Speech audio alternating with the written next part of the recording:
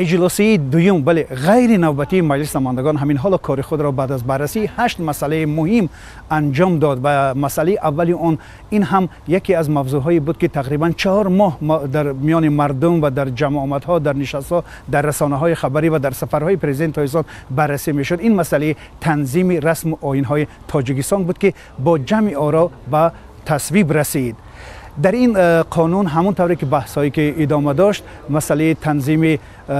توی عروسی، در مسئله تنظیم ختنه توی، در مسئله شرکت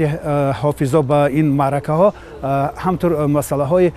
تصویب شد و وافق قانون تنظیم رسم آیین شرکت حافظا در توی ختنه توی منع کرده شد و این تنها باید در دایره عائله صورت گیرد. گذراندن هر گونه معرکه های وابسته به تولد کودک در دایره عائله بدون ضبط چهارراه و خدمت رسانی صنعتکاران پیش بینی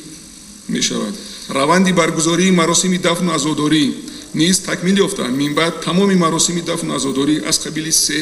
40 و سال به ذبح چهارراه و به دادن طعام باید گذرانده شود. ولی یک نکته ای که در اینجا خیلی جدی به نظر می رسید مسئله دخورگی این قانون بود. از جمله هنوز روشن کرده نشد که مسئله عائله چند نفر باید شرکت کند و این عائله وقتی که ختنه تو یا توی دامادی را میگذراند در خانهش باید انجام دهد. آیا حق دارد که در رستوران ها در طرفخانه ها انجام دهد و چگونه باید انجام دهد و در وقت انجام آیا کشتن مال که در قانون آمده است که منع است به چه شکل این باید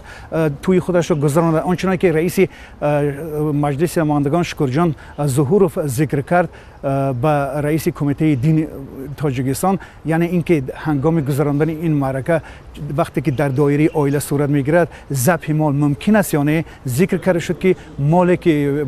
میده از جمله مرغ یا گوسفند یا بز یا به این گونه چیزها ممکن است. و مسئله دیگری هم این